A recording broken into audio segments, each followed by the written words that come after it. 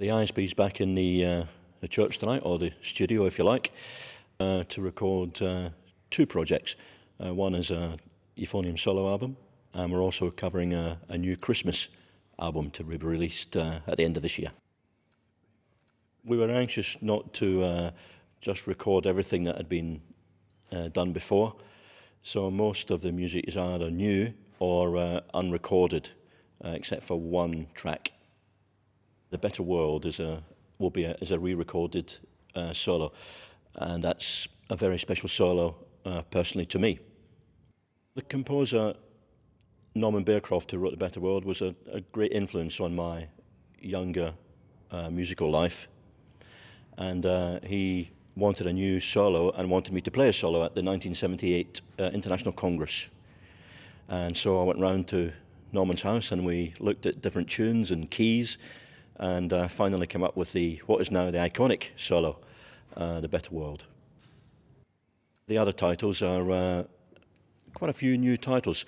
Paul Sharman has written a new piece that will open up the CD that we're recording this evening, called Forte, and which has little quotes of other solos that have been written for me in the past, but is a kind of fun solo to play.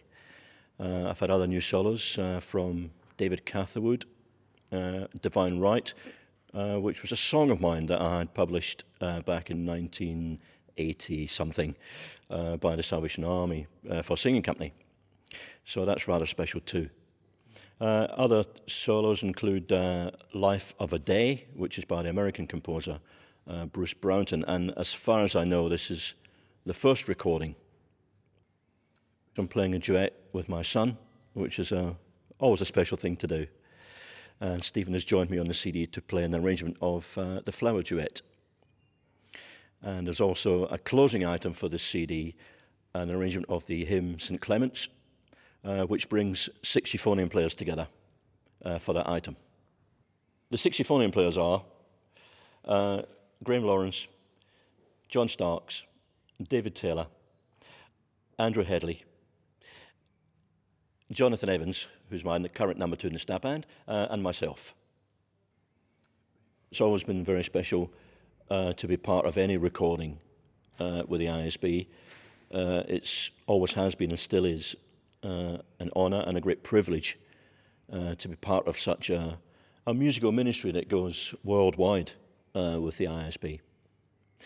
So, but it's very special, I guess, if I may put it this way, this far down the line, to be doing another solo album with the ISB.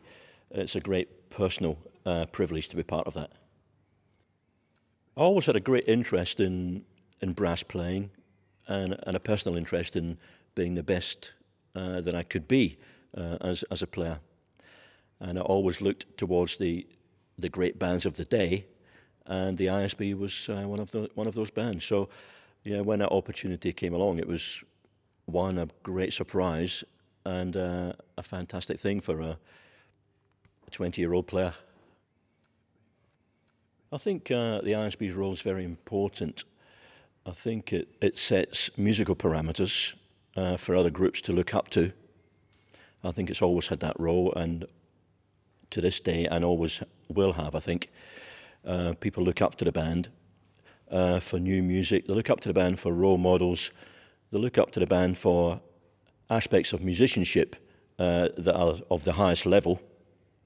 And they look to people in the band to exemplify what the ISB means in context of a Salvation Army and being a Salvation Army musician.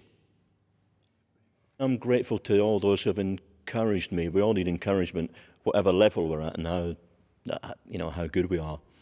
And I've been very grateful to all those who have encouraged me, leaders of the band, conductors of the band, who've encouraged me to give of my best and to keep going and looking for the next new thing and to try and, up that level all the time and be as good as I can be.